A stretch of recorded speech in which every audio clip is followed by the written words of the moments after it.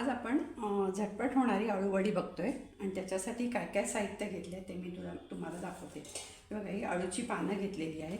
ही आमच्याच परसबागेतली आहेत. त्याला स्वच्छ धुवून त्याचे हे देठ असतात, हे असे इथे देठ असतात, ते असे मी काढून घेतलेले आहेत. आणि ह्या ज्या बारीक शिरा आहेत त्याच्यावर आता आपण लाटणं फिरवून नंतर घेणार आहोत. असे मी सगळ्या पानांचे देठ काढून घेतले. ते बघा, हे देठ काढल्यामुळे ना वडी छान वळली जाते आणि दाताखाली नंतर खाताना येत नाहीत देठ, म्हणून हे देठ आधी काढून घ्यायचे. त्यामुळे स्वच्छ धुवून काढून घेतले. आता साधारण 8 पानं आहेत माझ्याकडे आणि एक छोटंसं आहे, पण मी त्याला 4 पानाला 1.5 वाटी पीठ ह्याप्रमाणे मी 3 वाट्या पीठ घेतलेलं आहे. डाळीचं पीठ घेतलं आहे 3 वाट्या. आणि त्याच्यामध्ये हे मी ह्याचं तांदळाचं पीठ 1.5 वाटीला 1 टेबलस्पून याप्रमाणे 2 टेबलस्पून तांदळाचं पीठ टाकत आहे. तसंच ह्याच्यामध्ये आपण धणे जिऱ्याची पावडर टाकतो आहे. छोटा चमचा आहे म्हणून 2 चमचे टाकते मी. त्याच्यानंतर हळद टाकतो आहे.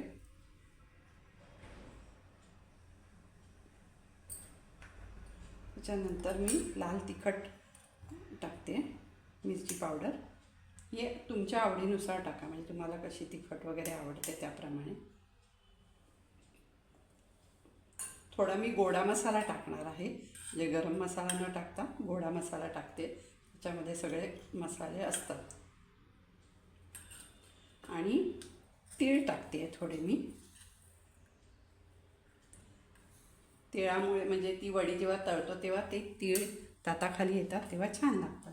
तसंच ह्याच्यामध्ये मी चिंचगुळाची चटणी टाकत आहे. ही चटणी सगळी टाकत आहे, म्हणजे आंबट गोड छान लागते ही वडी. आणि ह्याच्यामध्ये ऐच्छिक आहे, तुम्हाला जर ऑप्शनल आहे. तुम्हाला जर आलं लसूण आवडत असेल तर आलं लसूणची पेस्ट आत्ताच टाकायची वाटलेली आहे. आता हे मी पीठ भिजवून घेणार आहे आणि ह्याच्यासाठी किती पाणी लागलं ते मी तुम्हाला सांगते. बघा, मगाशी मी मीठ टाकलं नव्हतं ह्याच्यात, आता मीठ टाकते ह्याच्यामध्ये. आणि हे पीठ भिजवायला मला 1 वाटीभर पाणी लागलं आणि त्याच्यावर थोडंसं 2-3 चमचे मी पाणी घेतलं. एवढं पाणी लागलं, म्हणजे 3 वाट्या पिठाला मला एवढं पाणी लागलेलं आहे. आणि पीठ असं जास्त खूप पातळ भिजवायचं नाही, कारण की वडी व्यवस्थित लागली गेली पाहिजे. ते बघा, एवढं भिजवायचं, असं भिजवायचं पीठ. आता हे आपण पीठ थोडं रेस्ट करायला ठेवून देऊ. आणि आता हे जे ही पानं आहेत, ह्या पानाला आपण थोडंसं असं लाटणं फिरवून घेऊ, म्हणजे ह्या बारीक बारीक शिरा असतात ना, त्या पण दबल्या जातात आणि वडी छान लागते. आणि खाताना पण त्या शिरा अशा मध्ये मध्ये येत नाहीत. तर आता ह्या सगळ्या पानांना मी असं लाटणं फिरवून घेते. आणि तुम्हाला दुसरं एक सांगायचं आहे, जर तुम्ही बाहेरनं अळू आणणार असाल ना, तर तो खाजरा आहे का हे आधी बघा. कारण खाजरा असेल ना तर वडी केल्यावर घशाला खूप खाज येते. शक्यतो असा हिरवा आहे बघा, ह्याची पानं कशी आहेत, हिरवी आहेत ना, असा हिरवा आणायचा. आणि त्याचे देठ जे असतात ते एकदम काळेभोर असले पाहिजेत. अशा हिरव्या पानांचा आणि काळ्या देठाचा अळू आणायचा, म्हणजे तो वडीचा असतो. आणि मोठी पानं असली ना की वडी छान लागते. त्यामुळे कमीत कमी, आता हे तरी अजून छोटं आहे, पण ह्याच्याहूनही मोठी पानं होतात. तर ही अशी मोठी पानं असली की वडी लावायला छान, म्हणजे जमतं आणि पटकन छान लागते वडी. त्यामुळे हे बघा, आता ह्या सगळ्या पानांच्या मी शिरा अशा लाटणं फिरवून घेते. वडी लावण्यासाठी मी ओट्यावरच डायरेक्ट घेणार आहे. मी ओटा आत्ता स्वच्छ पाण्याने धुतला आहे आणि तो नॅपकिननी पुसून घेतलेला आहे. आता हे बघा, एक पान मी असं ठेवलेलं आहे, एक पान असं ठेवलेलं आहे. आणि जे तुमच्याकडे मोठं पान असेल ना ते खाली ठेवायचं. आणि त्याला आता मी पीठ लावते. पीठ व्यवस्थित सगळीकडे पसरवून लावायचं.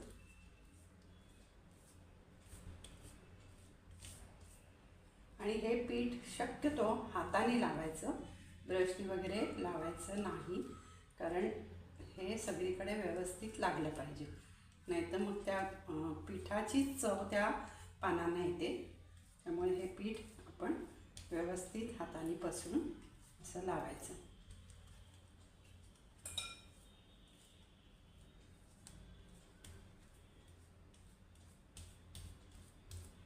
ओटा खराब झाला तरी नंतर आपल्याला तो धुवून टाकता येतो,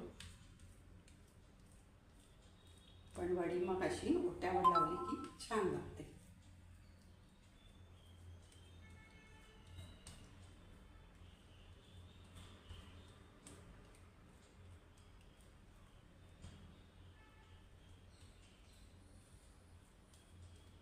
आता ह्याच्यावर दुसरं पान ठेवायचं. आता हे पान असं ठेवायचं, म्हणजे ह्याचं टोक इथे आलं पाहिजे, ह्याचं टोक इथे आलंय.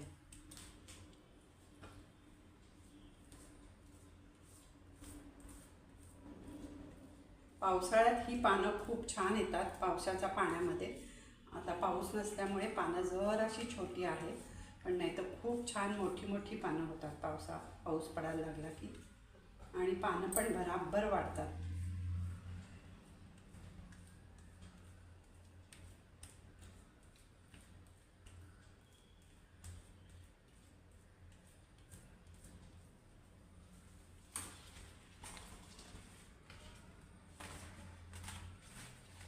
आता हे पान परत आपण असं ठेवणार आहोत, म्हणजे ह्याचं टोक छोटंसं पान आतमध्ये टाकते. काही अशी छोटी छोटी पानं होती ती पण मी काढली आहे. त्यामुळे खरं 4 पानांची वडी व्यवस्थित लागते, पण अशी छोटीच आहेत ती, त्यामुळे मी ते घेते आतमध्ये ठेवायला.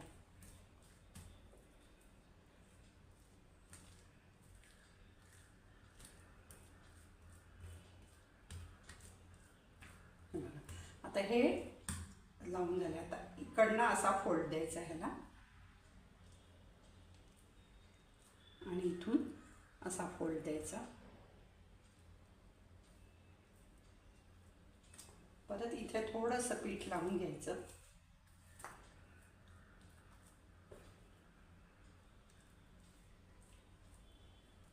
परत इथे असा फोल्ड द्यायचा.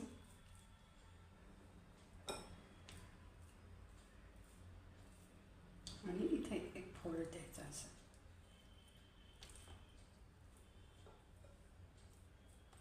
आणि मग ही अशी वडी असं गुंडाळत जायची.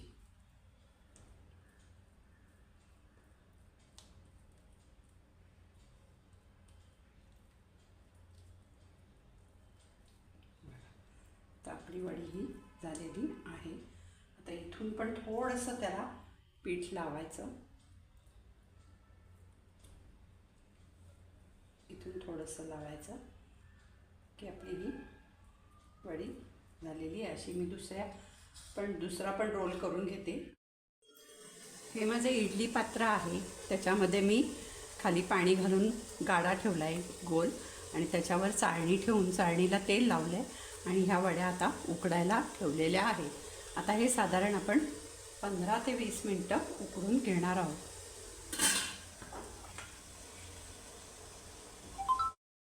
हे आळूच्या वड्या मी शालो फ्राय केलेल्या आहेत. तुम्हाला पाहिजे तर तुम्ही तळू शकता, पण शालो फ्राय केल्या तरी हे बघा छान कुरकुरीत आणि क्रिस्पी होतात. आम्ही तेलाचा वापर जरा कमी करतो म्हणून शालो फ्राय केलेल्या आहेत.